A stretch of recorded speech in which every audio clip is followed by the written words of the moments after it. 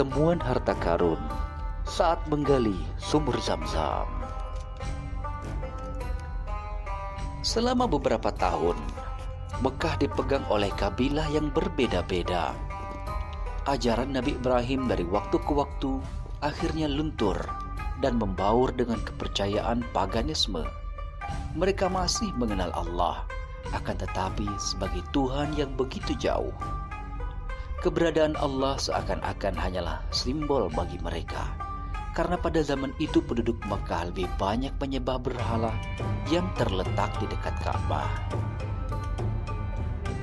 Penduduk Mekah lama-lama lupa dari mana asal dunia ini dan tidak mempercayai bahwa adanya kehidupan setelah kematian.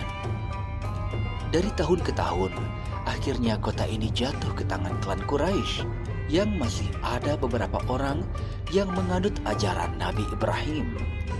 Salah satunya adalah kakek Nabi yang bernama Abdul Muthalib. Abdul Muthalib mempunyai tanggung jawab yang besar sebagai seorang pemuka. Tugas yang tidak ringan diemban olehnya. Dalam musim haji, kewajiban beliau adalah menyediakan air minum bagi peziarah Baitullah. Tidak hanya dari kota Makkah saja yang datang pada saat musim haji, melainkan orang-orang dari kota lain. Memberikan minuman kepada peziarah dikenal dengan sebutan siqoyah. Abdul Muthalib awalnya mampu memenuhi kewajibannya untuk memberikan peziarah minum. Sayangnya, sumur-sumur itu mengering hingga jika diambil airnya, debu-debu yang ada di dalamnya ikut tercampur di dalam air.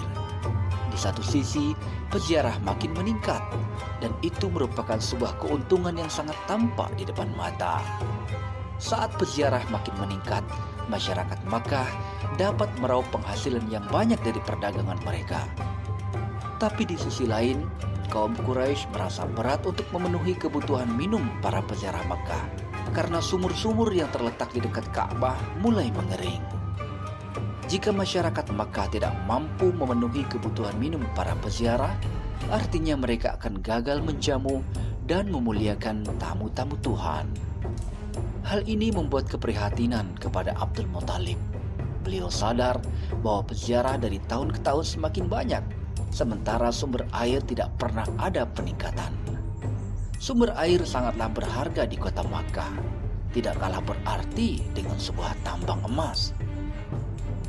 Di Mekah ada satu sumur yang bisa diandalkan, yaitu Zam-Zam.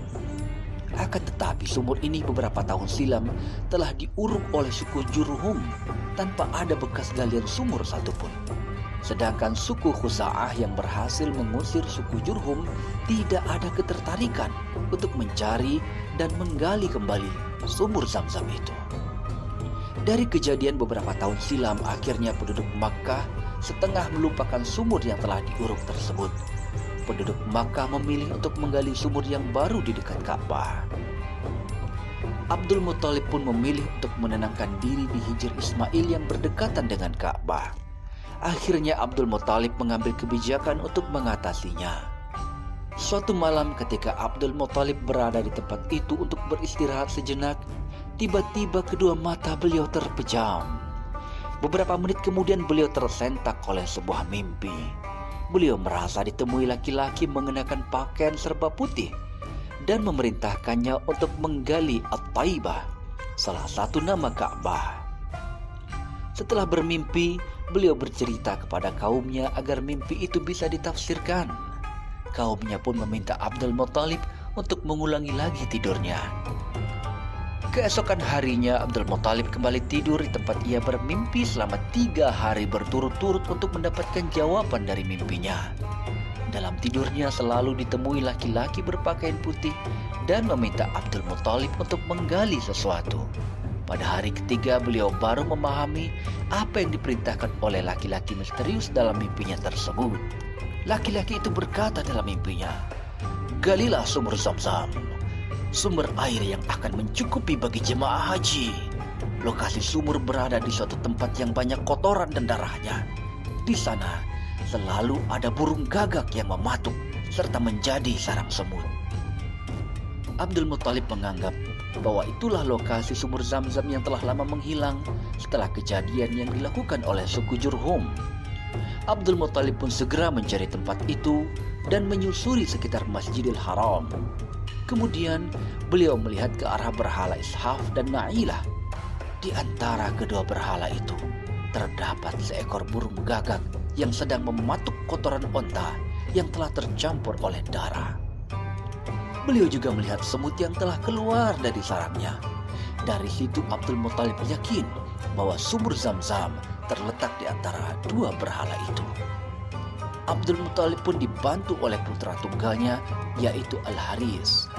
Banyak sekali risiko yang telah dipikirkan oleh Abdul Muthalib, mengingat tempat ini termasuk tempat suci kaum Quraisy.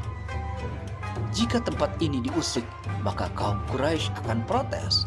Maka Abdul Muthalib sudah memikirkan bahwa kaum Quraisy akan menganggapnya sebagai perusak tempat suci mereka. Akan tetapi, resiko itu tidak menghentikan pekerjaan Abdul Muthalib. Beliau tetap bersikeras untuk menggali sumur Zam-Zam yang telah lama hilang. Putranya Al-Haris diperintahkan untuk tetap menjaga ayahnya dalam keadaan apapun. Baru beberapa kali menggali tanah, suaranya mengundang perhatian orang yang ada di sekitarnya. Beberapa menit kemudian, satu persatu penduduk mendatangi sumber suara itu. Penduduk Makkah terkejut melihat Abdul Muthalib sedang menggali tanah bekas darah pengorbanan. Berbagai perkataan mulai bermunculan. Resiko yang beliau takutkan benar-benar terjadi. Penduduk mengecam tindakan beliau dan memintanya untuk menghentikan pekerjaan itu. Akan tetapi, tidak ada satu orang pun yang bisa menghentikan Abdul Muthalib. Abdul Muthalib dengan tegas berkata bahwa semua yang ia lakukan hanyalah untuk menemukan keberadaan sumur Zam-Zam, bukan karena tidak menghormati tempat keramat itu. Hari itu Abdul Muthalib merasa miskin karena hanya mempunyai satu orang anak. Dalam hatinya ia bernazar, seandainya ia mempunyai banyak putra, pasti mereka akan melindunginya. Ia bernazar, berjanji akan mengorbankan salah satu anaknya jika memiliki 10 orang anak. Nazar tersebut menjadi bukti keseriusannya terkait penggalian Zam-Zam. Kata Abdul Muthalib, "Di tempat ini kalian sudah banyak berkorban untuk tubuh Ka'bah. Sekarang lihat aku akan mengorbankan darah dagingku sendiri." Maka semua orang pun terdiam dan tercengang oleh nazar yang diucapkan oleh Abdul Muthalib. Maka setelah itu, tidak ada satu orang pun yang menjelasnya lagi. Di tengah penggalian, Abdul Muthalib menemukan sebuah harta karun peninggalan suku Jurhum. Seketika penduduk Makkah yang berada di dekat sumur itu langsung meminta hak atas harta tersebut. Penemuan harta karun justru memicu keramaian. Maka Abdul Muthalib memutuskan untuk mengundi harta karun dengan penduduk Makkah. Harta karun yang berupa 2 patung emas dan berbagai jenis peralatan perang dipersiapkan dalam beberapa bejana. 2 bejana hitam untuk Abdul Muthalib dan 2 bejana kuning untuk Ka'bah dan 2 lainnya untuk kaum Quraisy. Maka undian pun dimulai. 2 bejana kuning mengarah ke bagian Ka'bah, 2 bejana hitam mengarah pada peralatan perang, sehingga semua peralatan perang menjadi hak Abdul Muthalib dan 2 bejana putih jatuh pada undian terakhir, yang artinya kaum Quraisy tidak mendapatkan harta karun tersebut. Sumur Zam-Zam pun kembali digali hingga menemukan sumber air. Wallahu a'lam bishawab.